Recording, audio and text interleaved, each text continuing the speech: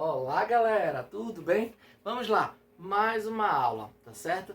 Dessa vez agora a gente fala sobre os cones. Nós estamos estudando geometria espacial, já falamos sobre geometria de posição, prismas, pirâmides, cilindros e agora é a vez de estudarmos os cones. Olha só, galera, dividimos os sólidos em sólidos poliedros e também sólidos redondos. Os poliedros são aqueles formados apenas por faces planas, que são os prismas e as pirâmides. Quando a gente começa a estudar os sólidos redondos, nós estudamos os cilindros, os cones e as esferas. Quando na aula passada a gente falava sobre os cilindros, a gente comparava tudo que a gente estudou de prismas para construirmos a ideia de cilindros.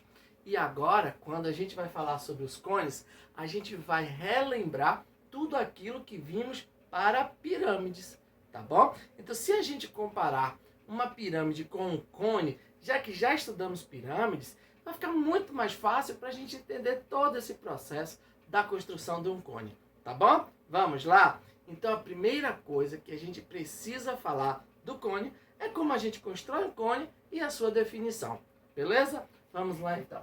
Galerinha, imagine vocês a construção sendo feita assim. Olha só. Considere um plano alfa qualquer, tá? Um plano alfa está aqui. E neste plano alfa, vamos supor que exista uma região circular, tá bom? Essa região circular tem centro no ponto O. E como a gente sabe que isso é um círculo, tá meio tortinho, né? Achatado, porque é para dar uma ideia de que o plano está deitado, tá bom? Então, olha só. Se esse plano está deitado, deixa eu melhorar um pouquinho essa figura, só para tentar fazer vocês entenderem mais, tá? Desenhar uma figura espacial aqui no quadro é difícil para fazer vocês entenderem direitinho, mas vou tentar. Então, faz de conta que aqui eu tenho um plano alfa, tá?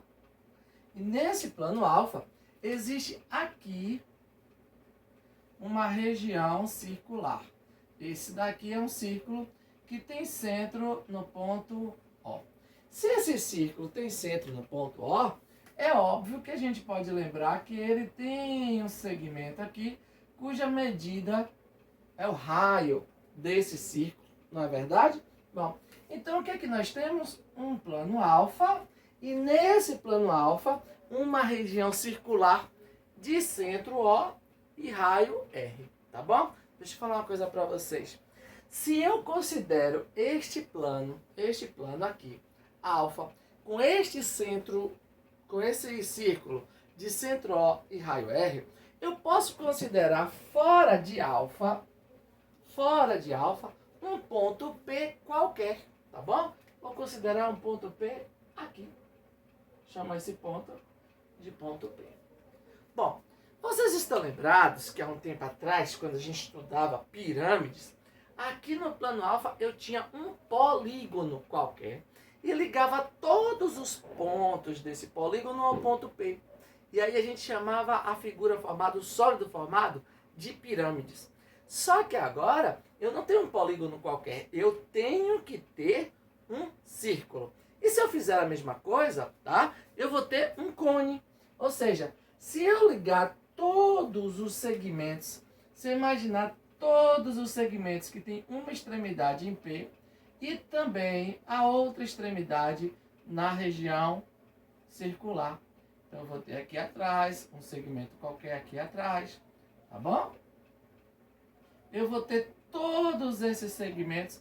Lembrando para vocês que quando a gente desenha, a gente pode imaginar que existem segmentos que vão aqui para essa região circular, ó, que tem a outra extremidade aqui no círculo. Então é esse conjunto de segmentos, todos os segmentos que possuem uma extremidade no ponto P e a outra na região circular, formam um sólido chamado cone, tá bom? Então, topa aí fazer a definição de cone? Vamos lá para a gente construir essa definição para que vocês tenham de uma forma bem bacana nas anotações de vocês. Considere um plano alfa. Olha só, tudo que nós discutimos. Considere um plano alfa e uma região circular contida em alfa. Pronto. Considere um plano alfa e uma região circular contida em alfa. Isso que foi o início da nossa discussão. Considere também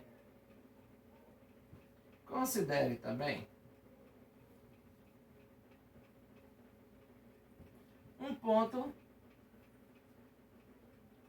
P, considere também um ponto P fora de alfa. Então, olha só, considere um plano alfa e uma região circular contida em alfa. Considere também um ponto P fora de alfa. Chama-se cone. O sólido formado chama-se cone. O sólido formado, tá bom? O sólido formado pela união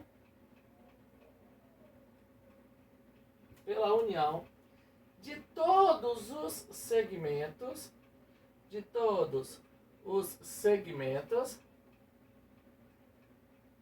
que possuem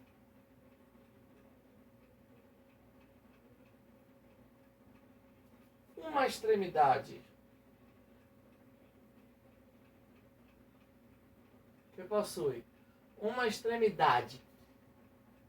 em P e a outra na região circular. Tudo bem, gente? Então isso que eu copiei, enquanto editava, copiava para vocês, na verdade é um resumo disso tudo que nós fizemos aqui. Vamos lá mais uma vez para a gente entender direitinho? Considere um plano alfa e uma região circular contida em alfa, tá bom? Pronto. Considere também um ponto P fora de alfa. É esse ponto daqui. Pronto. Chama-se cone o sólido formado pela união de todos os segmentos que possuem uma extremidade em P e a outra na região circular. Pronto. Então é esse sólido formado que é chamado de cone, tá bom? Entendido? Beleza. Vamos para um outro tópico também muito importante, mas muito importante mesmo, que a gente pode chamar de, esse foi o conceito, a gente pode chamar de elementos do cone. Deixa eu explicar uma coisa para vocês. Sempre que a gente desenha um cone, a gente se preocupa em ficar uma figura bonita e tal, mesmo que a mão livre, para a gente não perder tempo com tanta coisa para desenhar o cone. E a gente acaba não desenhando tudo do cone. Por exemplo, eu digo para vocês que cada segmento desse daqui faz parte do cone. Mas na verdade, quando a gente desenha te dando a ideia do formato, tá bom? Então não precisa desenhar tanta coisa. Então, daqui para frente, sempre que a gente desenhar um cone, a gente vai fazer uma coisa assim, ó. Eu tenho aqui 2 dos segmentos e eu tenho aqui aquela região circular, tá bom? Então imagine vocês que aqui exista o plano, não é verdade? Onde essa base aqui está apoiada, tá bom? Já dei até uma pista, né? A base é um dos elementos do cone, mas os principais elementos do cone são, vamos lá, relembrando o que a gente estudou de pirâmides, tá bom? Disse para vocês que a gente vai fazer essas comparações para facilitar. Então vamos lá. Na pirâmide, a gente tinha esse pontinho aqui, e esse pontinho recebia o nome de vértice da pirâmide. Logo então, aqui vai ser o vértice do cone. Vértice do cone. Tá bom? Vamos lá então. Esta figura daqui, que para a pirâmide pode ser um polígono qualquer, Inclusive, é esta figura que dá nome à pirâmide, né? Pirâmide triangular, pirâmide quadrangular, pirâmide pentagonal, mas no cone isso não acontece. No cone precisamos ter um círculo, tá? Então, esta figura daqui é o que a gente chama de base do cone. Então, esta é a base. Tá bom, gente? Vamos lá. Se aqui fosse um polígono, nós teríamos a aresta da base, não é verdade? Nós teríamos a aresta da base, mas numa circunferência a gente não tem os lados definidos. Então, o que eu tenho aqui é esta distância, deixa eu desenhar aqui de azul para vocês, esta distância daqui do centro desta base a qualquer ponto, tá? Da circunferência, né? Isso daqui é o que a gente chama de, não esqueçam disso, muito importante, raio da base. Tá bom? Então é o raio da base. Então eu tenho um plano alfa, não coloquei aqui, mas vocês sabem, aqui é um plano alfa. Eu tenho apoiado nesse plano alfa um círculo, que é a base do cone. Esse círculo tem um raio, que é o raio da base. Eu tenho o vértice, tá? Que é também como nós tínhamos lá na nossa pirâmide. Nós temos aqui, se fôssemos estudar pirâmides, aqui nós teríamos as arestas laterais. Mas presta bastante atenção, dá para perceber que no cone, essa superfície aqui não é formada por triângulos, né, como nós tínhamos na pirâmide. O que eu tenho aqui agora é uma única superfície, que é uma curvatura. Tá? Esse segmento aqui, ó, que tem extremidade na circunferência e a outra extremidade no ponto P, é o que a gente chama de geratriz. E que nós estudamos isso também lá nos cilindros, não foi? O cilindro também tem geratriz, que estaria ali no lugar da aresta lateral, tá bom? Por último, tá? Por último, existe um segmento que passa, na verdade não é um segmento de reta, é uma reta que passa pelo vértice e também pelo centro da base. Esta reta que passa pelo vértice e pelo centro da base é o que a gente chama de eixo. E deixa eu explicar para vocês. Os cones, os cilindros, as esferas também são chamados de eixos de revolução. Por quê? Porque a gente pode formar esta figura através de um giro de um dos polígonos. Por exemplo, se eu tivesse, galerinha, presta bastante atenção nesse raciocínio. Se eu tivesse um retângulo qualquer e um dos lados desse retângulo fosse colocado em um dos lados desse retângulo um eixo que prendesse esse retângulo e eu imaginasse que este retângulo daqui fosse dar um giro, esse retângulo, dando vários giros, passariam aqui, lá por trás do eixo, viriam por aqui e tal.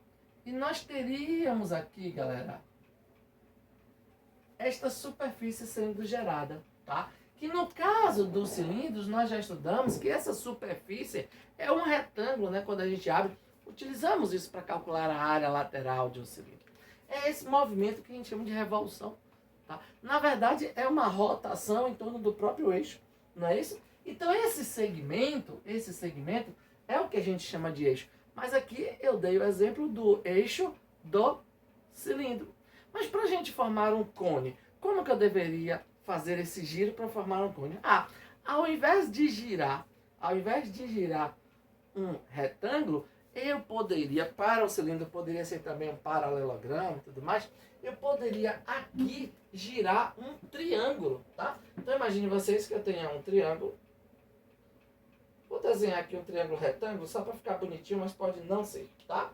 E aqui, em um dos lados desse triângulo, eu fixo esse eixo, que a gente chama também de eixo de rotação, tá? Então, se eu girasse essa superfície daqui, triangular, este ponto, ele ia dar giros completos, passando por aqui, e este segmento, que é um dos lados do triângulo, no caso do triângulo retângulo, é a hipotenusa, esse segmento passaria por aqui, ó. Então é esta superfície que a gente chama de superfície lateral, tá? E que este lugar no espaço, ocupado por esse triângulo que está girando, é que tem um formato que a gente chama de cone. Por isso que esta reta recebe o nome de eixo de rotação, tá bom? Beleza para vocês? Bom, eu espero que vocês tenham entendido,